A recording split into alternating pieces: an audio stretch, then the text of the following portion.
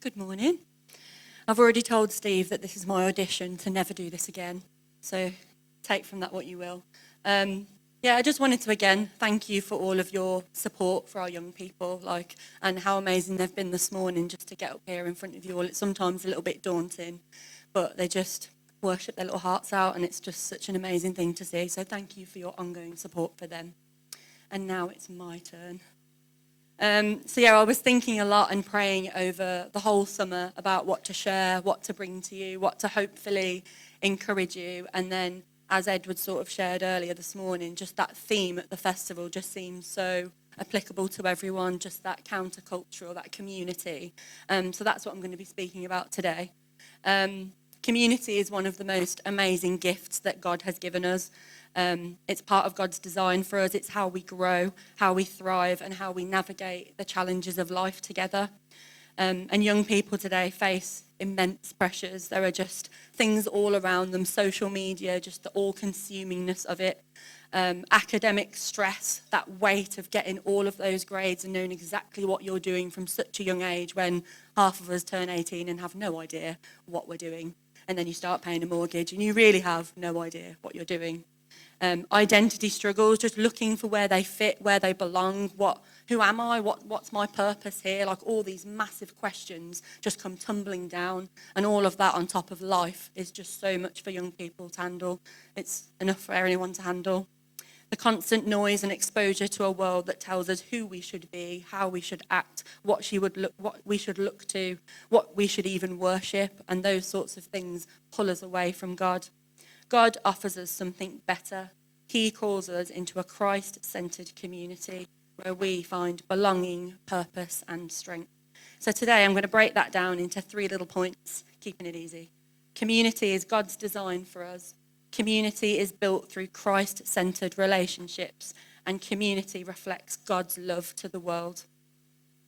So my first point, community is God's design for us. So from the very beginning, we were designed to live in community with each other and in relationship with him. Genesis 2, chapter 18 says, "It's not good for man to be alone." And this truth applies to all of us, but especially to those young people navigating the complexities of life. In 1 Corinthians 12, verses 14 to 20, Paul uses the metaphor of the body to describe the church. And I'll read that to you now. "Even so, the body is not made up of one part, but many. Now, if the foot should say, 'Because I'm not a hand, I do not belong to the body,' it would not for that reason stop being part of the body. And if the ear should say, 'Because I am not an eye, I do not belong to the body,' it would not for that reason stop being part of the body. If the whole body were an eye, where would the sense of hearing be? If the whole body were an ear, where would the sense of smell be? But in fact, God has placed the parts in the body, every one of them, just as he wanted them to be. If they were all one part, where would the body be? As it is, there are many parts, but one body. The eye cannot say to the hand, 'I don't need you,' and the head cannot say to the feet, 'I don't need you.'" And later in verse 25 it says, "So that there should be no division in the body, but that its parts should have equal concern for each other. If one part suffers, every part suffers with it. And if one part is honoured, every part rejoices with it." And when I look around this room, I just see so many faces, so many different people with different experiences, families, personalities, stories, many of them that are massively different to the person sat next to them. And these differences aren't something that we should fear. They aren't to be resented, but they're actually diverse and add so much value and heart to our church community. Each of us is a unique part of the body, and we all have a role to play. And for our young people, and all of us, that means using your gifts, talents, and perspectives. They're not just welcomed, they're essential. Imagine a puzzle, a jigsaw puzzle. Steve loves jigsaws, if you're looking for a retirement gift, by the way. He told me himself, he's lying. Loves a jigsaw, keep you busy. Each piece of that puzzle is different, but every piece is needed to complete the picture. If one piece is missing, the puzzle is incomplete. And that's how God sees us in this community. The young people of this church aren't just the future, they're the present. As we've seen this morning, they are part of all we do and the core fabric of what we do. They're investing right here and right now in the children's ministry, the lighthouse ministry, worship, youth. They stack chairs. Edward and Lucas are the heroes of that. We're going to miss Edward when he's gone. They serve tea, they serve coffee, they serve week in and week out, setting an amazing example to those around them. They step up and step out in their faith.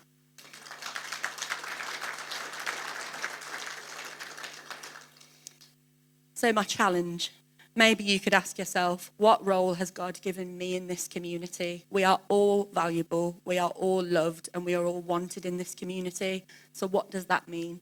How can I use my gifts to serve others?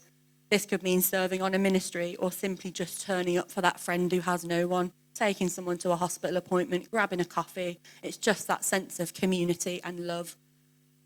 The second point, community is built through Christ-centered relationships. True community isn't just about hanging out. It's about the relationships that are rooted in Christ.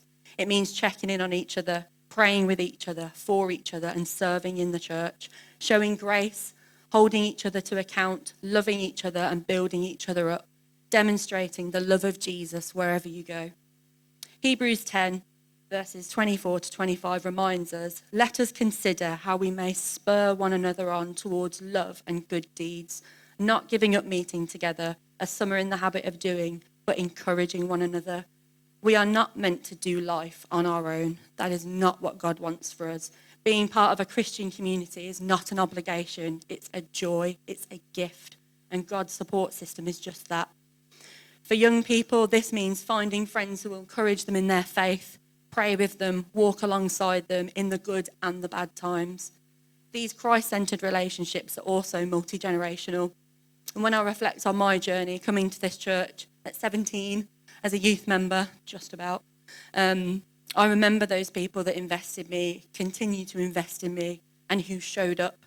Fiona encouraged me with missions. She saw I had a heart for it, prayed over me, and bent over backwards to get myself and Brenda to Egypt, which had such a pivotal impact on my life going forward, and I will always be so grateful for her to that. Hannah and Andy, among others, were my youth leaders.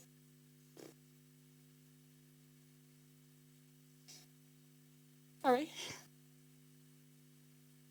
They invested in me week in and week out. They showed up, they cared about me, and demonstrated so much patience and grace. A lot. Sue Green has been my own little prayer warrior for as long as I can remember, checking in on me every week with all the stuff that life has brought. Even this morning, she texted me just out of the blue and went, I just really feel I need to pray for you this morning. I was like, good, because I'm going to throw up a lot of times. I was like, please pray for me, Sue. But she has just shown up in every moment of my life, good and bad, and cheered me on. And that's what multi-generational family is. And that's what everyone in this room can be for each other. So thank you, Sue.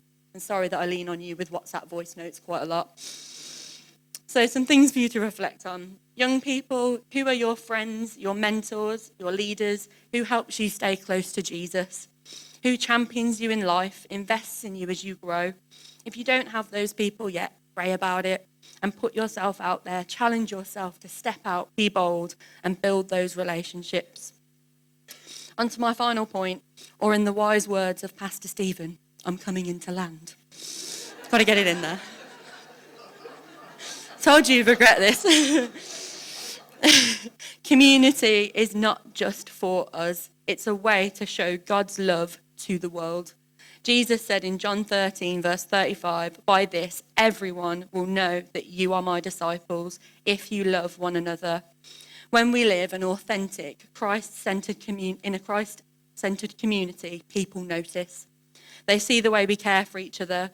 They see the way that we forgive, the way that we serve. And this is especially powerful for young people who are searching for that place to belong. Visualize a lighthouse. It doesn't exist for itself. It exists to guide us to shore.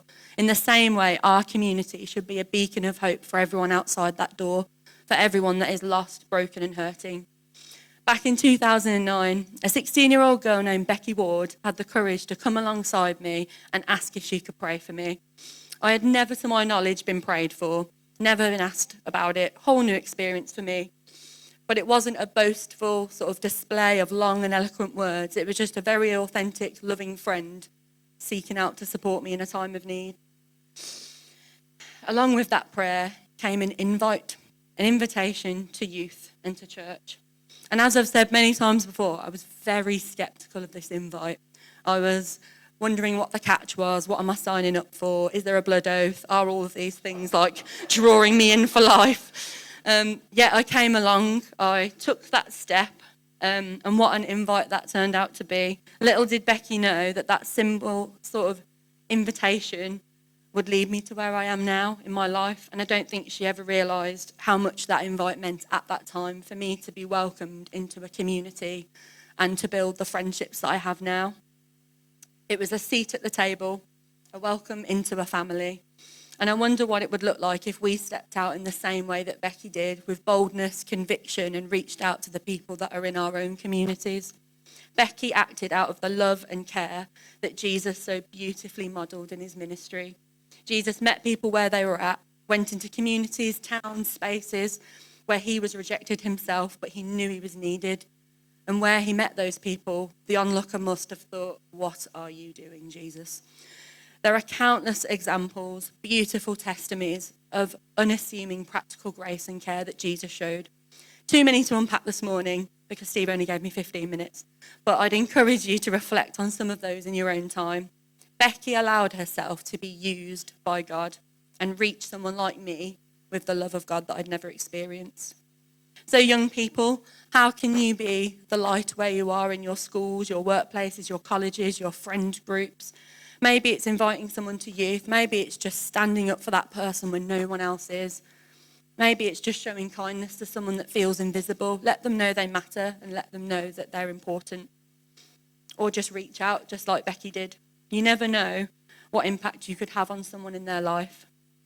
So in conclusion, community is God's design for us.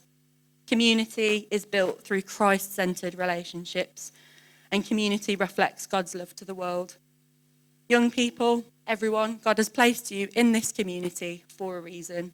So let's commit to building a community where everyone feels valued, supported, and loved, but points us all to Jesus. And maybe that could be our challenge this week. Look at who you've got in your life and try and point them to Jesus. Thank you.